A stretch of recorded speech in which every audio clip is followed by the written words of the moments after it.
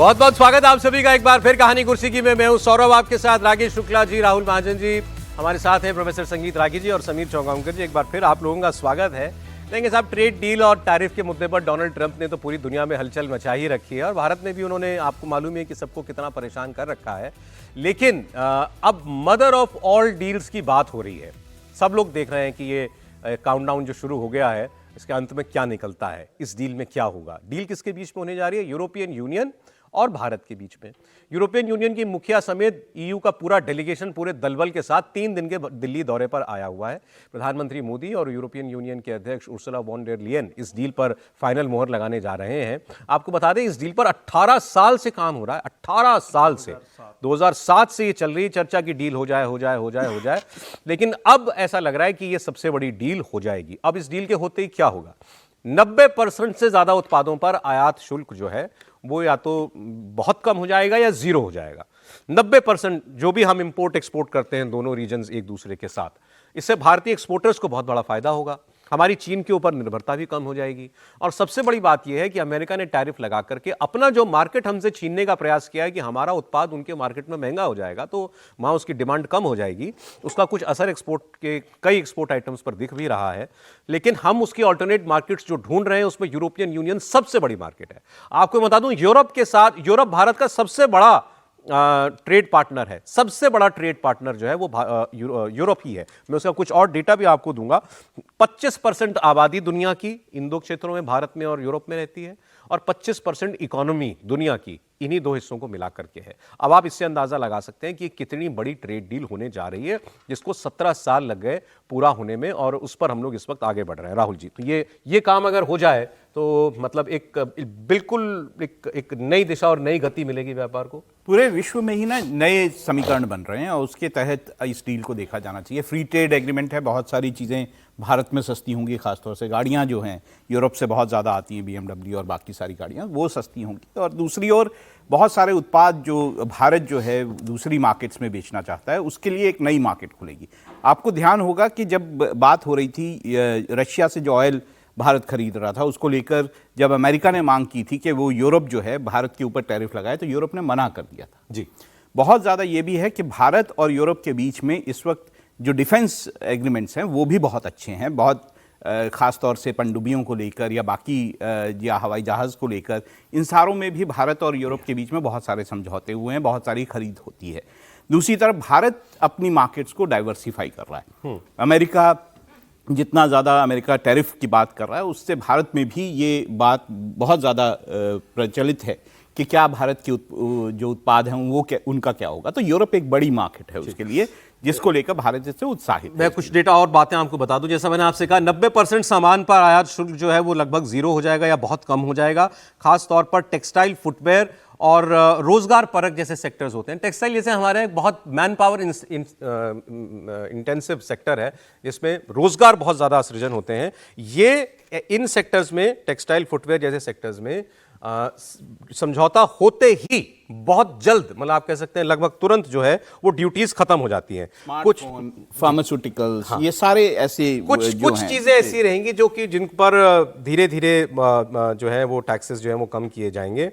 Alcohol drinks जो हैं, automobiles जो हैं, इन पर जो है एक्चुअली बहुत कम हो जाएगा। यूरोप की गाड़ियां भारत के अंदर सस्ती हो जाएंगी, एक बड़ी बात ये भी बताई जा रही है। लेकिन 10% से मेरे ख्याल से 40-44% पे आ जाएगा। लेकिन किसानों, कृषि जो क्षेत्र है और डेयरी क्षेत्र, उसको इससे अलग रखा गया है। ये भारत की बड़ी कामयाबी है कि हमने इतनी बड़ी डील कर भी ली और अपनी रेड लाइन को भी जो हमने बरकरार कर लिया। अब कितनी बड़ी डील होगी ये, इसका अंदाजा इस बात से लगाएं कि यूरोपियन यूनियन का जो बाजार है ये भारत के कुल निर्यात का 17% है। मतलब हमारा 17% एक्सपोर्ट, टोटल कुल 100 का 17% हमारा जा रहा है यूरोप को। तो वो बहुत बड़ी मार्केट है, 17-20% की मार्केट हमारे लिए है। और अगर उनका एक्सपोर्ट माने तो वो हमको जो एक्सपोर्ट करते हैं उनके टोटल एक्सपोर्ट्स का वो 9% है। कुल हमारा व्यापार इनके साथ है 136.5 अरब डॉलर का। ये अमेरिका से बड़ा फिगर है। अमेरिका से बड़ा ट्रेडिंग पार्टनर हमारे लिए है। $20 ट्रिलियन जीडीपी है पूरे यूरोप की। तो आप समझिए कि इस डील के हो जाने के बाद भारत को एक बहुत बड़ी मार्केट जो है वो मिलने जा रही है और उनको भी मिलने जा रही है। देखिए, एक बड़ी बात है, यूरोप का भी चाइना पर जो निर्भरता है वो भी इसके कारण कम होगी। भारत की तरफ से ज़्यादा उत्पाद वहाँ पे जा पाएंगे, और ये जो अभी आपने फिगर्स बताई इससे कहीं ज़्यादा जो ट्रेड है वो बढ़ेगा। मैं सर समझना ये चाह रहा हूँ व्यूअर्स के लिए कि उनको तो हम दुनिया को, हर किसी को हमारे यहाँ बाजार दिखाई देता है, 140 करोड़ लोग, इतना बड़ा मध्यम वर्ग, इतनी बड़ी मिडिल क्लास और बाइंग कैपेसिटी हमारे पास है, उनको दिखाई दे रहा है बाजार। हमें यूरोप में क्या दिखाई देगा?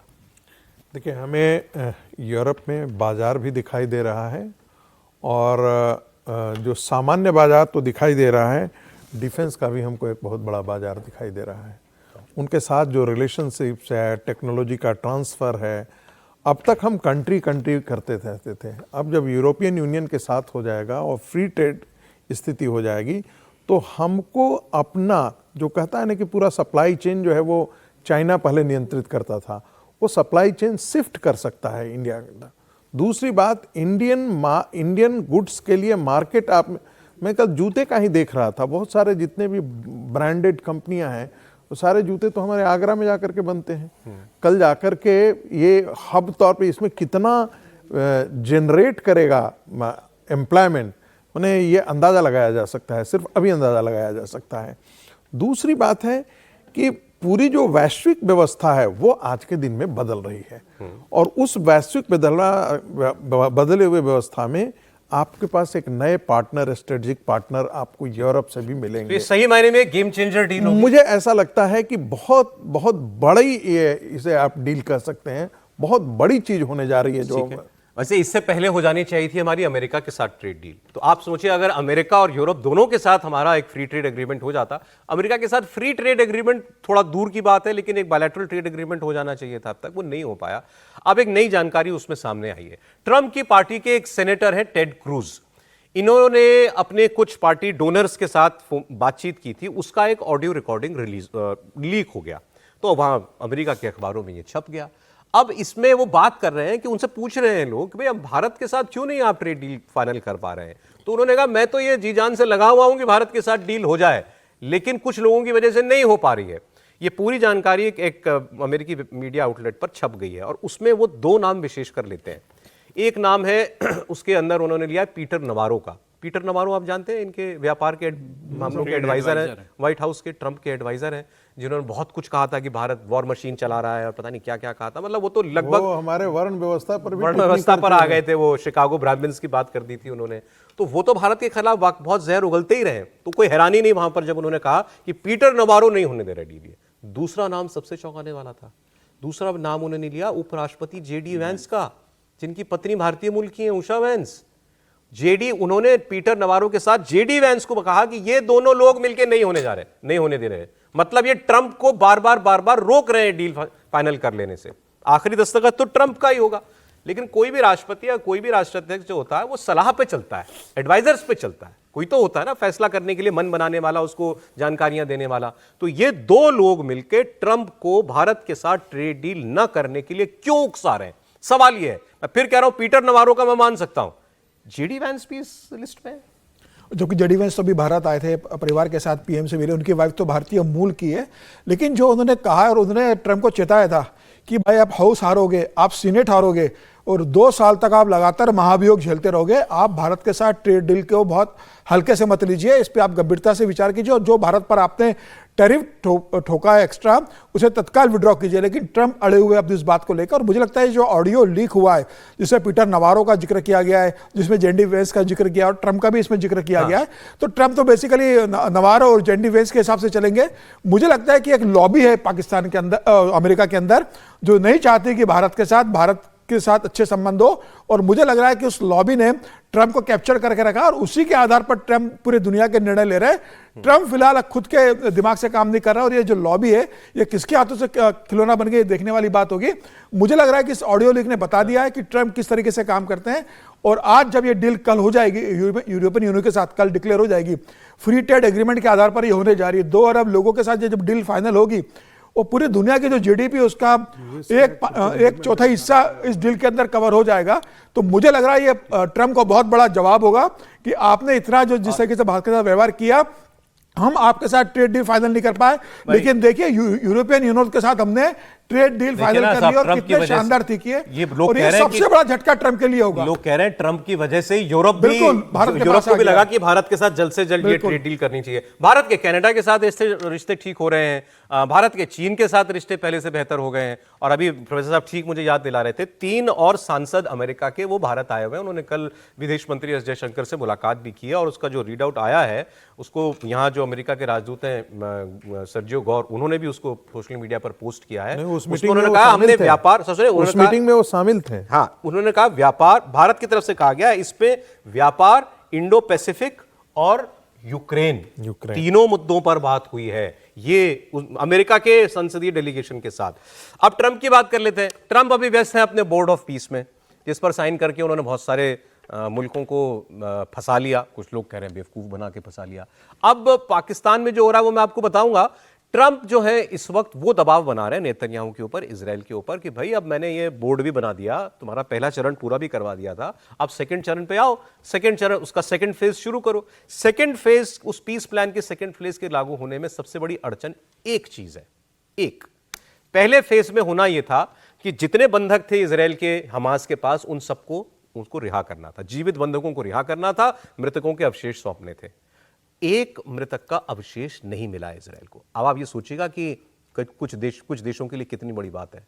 इजराइल ने पूरी पीस प्लान को रोक दिया कि मेरे एक नागरिक का शव मुझे नहीं मिला है, और उस शव की भी क्या ही हालत होगी, अभी अवशेष ही कह रहा हूं, इसीलिए मुझे एक व्यक्ति का अवशेष अभी भी हमास ने नहीं लौटाया है, और जब तक वो नहीं लौटाएगा तब तक ये प्लान आगे नहीं बढ़ने देंगे।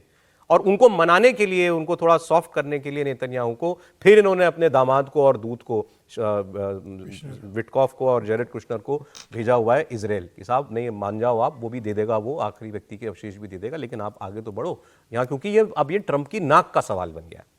ट्रंप की नाक का सवाल बन गया है। पाकिस्तान में मुख्यमंत्री, वहां के प्रधानमंत्री और वहां के जो सेना प्रमुख हैं आसिम मुनीर, उनकी गर्दन का सवाल बन गया है, क्योंकि खुल के वहां पर यह चर्चा हो रही है कि भाई ये अब ये किसके सर डाला जाए, ये जो हमने कर दिया।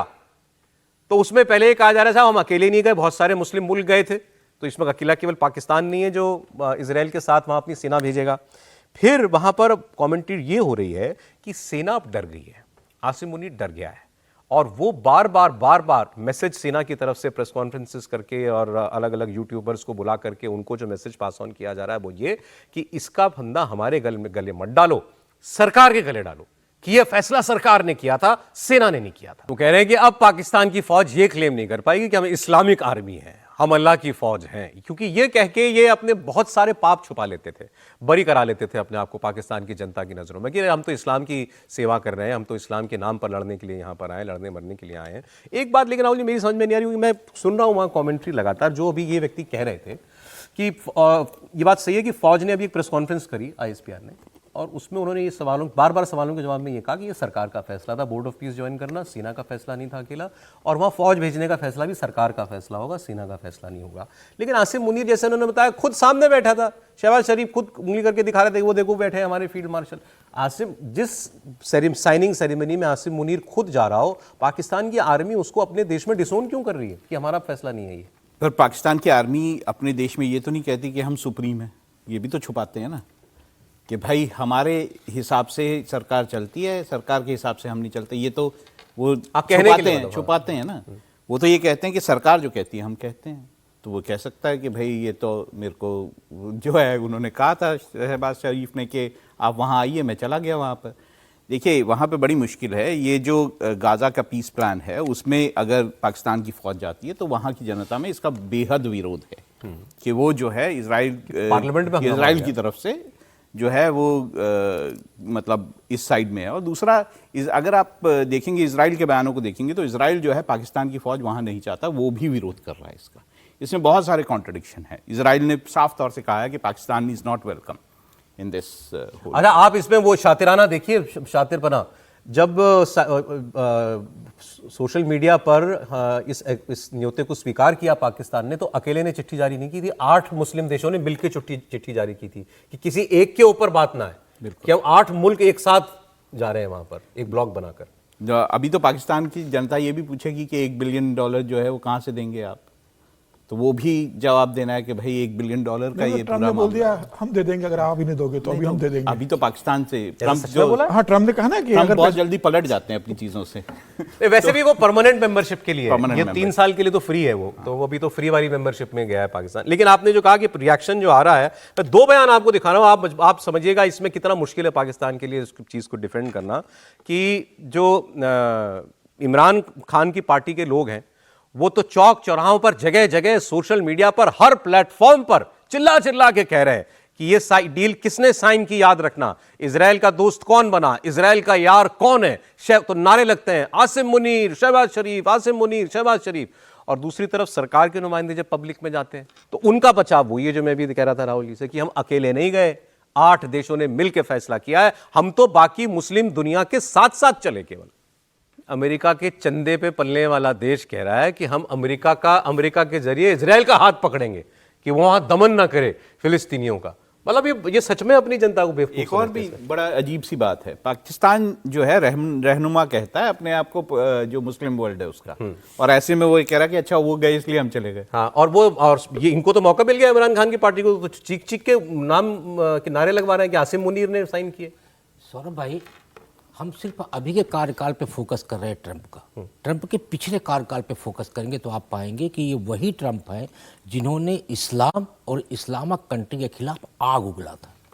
मुझे याद आता है कि जो ट्रंप है वो बिल्कुल 15वीं शताब्दी में जो अकबर का शासनकाल था ना, बिल्कुल उससे मेल खाता है। मेरे को कैसे मेल खाता है? अकबर पहले हिंदुओं पे बहुत अत्याचार, बहुत उत्पीड़न किए। ये हुआ कि लोकप्रियता के पैमाने पे बिल्कुल नीचे चले गए। उनको सलाह दी गई कि आपको यदि सम्राट बनना है तो हिंदुओं को मूर्ख बनाना पड़ेगा। तो उसके लिए क्या करना चाहिए? उन्होंने एक नया धर्म लाया, दीन इलाही। और दीन इलाही धर्म ला के उन्होंने ये प्रोपोगंडा फैलाया कि हम तो सर्वधर्म वाले हैं, और उसमें सिर्फ एक काम किया कि टैक्स नहीं लगेगा आपके धार्मिक स्थल पे जाने का, बाकी उत्पीड़न बाहर से जो होता था वो आंतरिक तरीके से होगा। सेम बोर्ड ऑफ पीस उसी पद्धति का एक दीन इलाही जैसा है, जिसमें उन्होंने 8 कंट्री दीने ट्रंप जो पहले 8 कंट्री इनके खिलाफ थी, वो 8 कंट्री इनकी चतुराई में फंस के इनके साथ बोर्ड ऑफ पीस में आ गई हैं। और आप देखिएगा आने वाले समय में, अभी गाजा में ये सेना खड़ी होगी, बाद में ईरान में यही सेना खड़ी होगी। तो ट्रंप बिल्कुल उसी नीति के हिसाब से चल रहे हैं कि हमको इनको कोई कैसे विरोधी नहीं था, सब इसके पिट्ठू थे अमेरिका। देखिए, जो भी कंट्री इसके हिस्से बने हैं उनमें कोई अमेरिका का विरोधी नहीं था, सब अमेरिका के पिट्ठू थे और अमेरिका पे की सिक्योरिटी पर पलने वाले रहे। सऊदी अरब को आप क्या समझते हैं? यमन क्या है? कतर क्या था? बहरीन क्या है? क्या उनकी अपनी हैसियत है?